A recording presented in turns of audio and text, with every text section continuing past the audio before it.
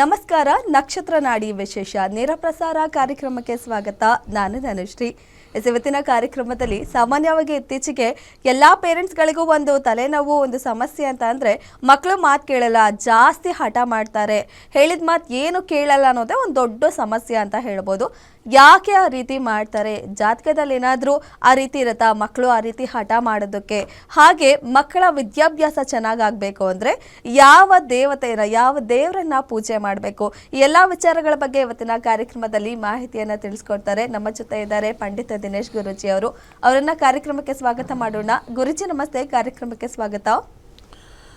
ಓಂ ಶ್ರೀ ಗುರುಭ್ಯೋ ನಮಃ. ಹರಿ ಓಂ. ಜ್ಞಾನಾನಂದಮಯಂ ದೇವಂ ನಿರ್ಮಲ ಸ್ಫಟಿಕಾಕೃತಿಂ ಆಧಾರಾಂ ಸರ್ವವಿದ್ಯಾನಾಂ ಹಯಗ್ರೀವ ಮುಪಾಸ್ಮಹೆ. ಓಂ ನಮೋ ಭಗವತೆ ವಾಸುದೇವಾಯ. ಓಂ ನಮೋ ನಾರಾಯಣಾಯ. ನಮಸ್ಕಾರ ಗುರೂಜಿ. ಹೇಳಿದ ವಿಚಾರ ಏನಿದೆ ಅಂತ, ಮಕ್ಕಳು ಯಾಕೆ ಹಠ ಮಾಡ್ತಾರೆ ಅಂತ ಹೇಳೋದಾದ್ರೆ, ಮಕ್ಕಳು ಅಂತ ನಾವು ಕರೆಯೋಕ್ಕಿಂತ ಮುಂಚೆ ದೊಡ್ಡವರು ಹಠ ಮಾಡ್ತಾರೆ.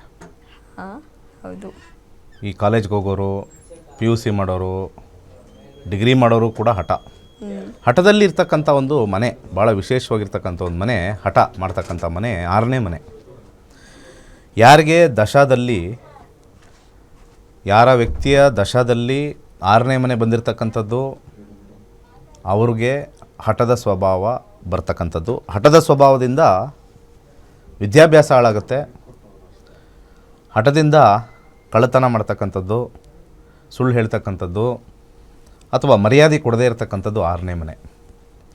ಯಾರ ಜಾತಕದಲ್ಲಿ ಈ ಎಜುಕೇಷನ್ ಟೈಮಲ್ಲಿ 6 ನಕ್ಷತ್ರದಲ್ಲೋ ಅಥವಾ ಉಪನಕ್ಷತ್ರದಲ್ಲೋ ಬಂದಾಗ ಹಠ ಮತ್ತು ವಿದ್ಯಾಭ್ಯಾಸದ ವಿಚಾರದಲ್ಲಿ ಹಿನ್ನಡೆ ಖಂಡಿತ ಅನುಭವಿಸ್ತೀರ. ಒಂದು, ಇದ್ರ ಜೊತೆಗೆ ಒಂದು ಗ್ರಹ ಇದೆ, ವಿಶೇಷವಾಗಿರ್ತಕ್ಕಂಥ ಗ್ರಹ. ಪ್ರತಿ ಸತಿ ಹೇಳ್ತಾ ಇರ್ತೀನಿ, ಯಾರಿಗೆ ಶುಕ್ರದಶ ನಡೆಯುತ್ತೆ ಮಕ್ಕಳಿಗೆ, ಅವ್ರಿಗೆ ವಿದ್ಯಾಭ್ಯಾಸದಲ್ಲಿ ಹಾಳಾಗುತ್ತೆ. ಶುಕ್ರ ವಿದ್ಯಾಭ್ಯಾಸಕ್ಕೆ ಮಾರಕ. ರಾಹು ಅಲ್ಲ, ಶನಿ ಅಲ್ಲ, ಕೇತು ಅಲ್ಲ, ಮಂಗಳ ಅಲ್ಲ. ಯಾರೂ ಹೇಳಲ್ಲ ಇದು. ನಮ್ಮ ಜ್ಯೋತಿಷ್ಯ ಶಾಸ್ತ್ರದಲ್ಲಿರ್ತಕ್ಕಂಥ ಪುರೋಹಿತರಿಗೂ ಗೊತ್ತಿಲ್ಲ, ಜ್ಯೋತಿಷ್ಯ ಹೇಳೋರಿಗೂ ಗೊತ್ತಿಲ್ಲ. ಯಾರ್ಯಾರು ಹಾಳಾಗಿದ್ದಾರೆ ಎಜುಕೇಷನ್ ಟೈಮಲ್ಲಿ 90% ಅವರ ದಶಾ ಶುಕ್ರನೇ ನಡೆದಿರುತ್ತೆ.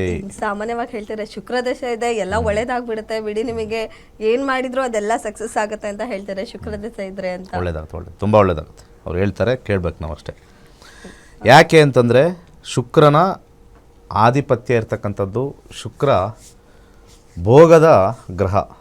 ಯಾವಾಗ ಹುಡುಗರಲ್ಲಿ ಶ್ರದ್ಧೆ ಬರಬೇಕು, ಹಾಗೆ ಏಕಾಗ್ರತೆ ಬರಬೇಕು, ಅಲ್ಲಿ ಭೋಗದ ಗ್ರಹ ಬಂದಾಗ ಭೋಗನ ಬಯಸ್ತಾರೆ ಹೊರತು ಕಷ್ಟಪಡ್ತಕ್ಕಂಥದ್ದು ಬಯಸೋಕ್ಕಾಗೋದೇ ಇಲ್ಲ.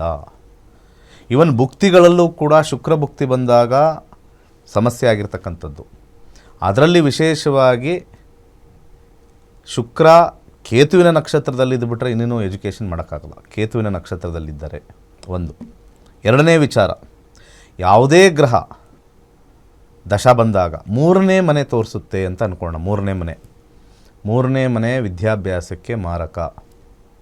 ಮೊದಲನೇದು 6ನೇ ಮನೆ ಹೇಳಿದೆ, ಹಠಕ್ ಸ್ವಭಾವಕ್ಕೆ. ನೆಕ್ಸ್ಟು ಶುಕ್ರ ಗ್ರಹ ಹೇಳಿದೆ. ಈಗ 3ನೇ ಮನೆ. 3ನೇ ಮನೆ ಅತ್ಯಂತ ಸಮಸ್ಯಾದಾಯಕವಾಗಿರ್ತಕ್ಕಂಥದ್ದು. ಅದರಲ್ಲಿ ಏನಾದರೂ ರಾಹು 3ನೇ ಅಧಿಪತಿಯಾಗಿ ಅಥವಾ 3ನೇ ಮನೆ ಕೂತ್ಕೊಂಡು, ಅಥವಾ ಕೇತು 3ನೇ ಮನೆ ಕೂತ್ಕೊಂಡು ನಕ್ಷತ್ರದಲ್ಲೋ ಉಪನಕ್ಷತ್ರದಲ್ಲೋ ಬಂದಾಗ ಸಂಪೂರ್ಣವಾಗಿ ವಿದ್ಯಾಭ್ಯಾಸ ಹದಗೆಡುತ್ತೆ.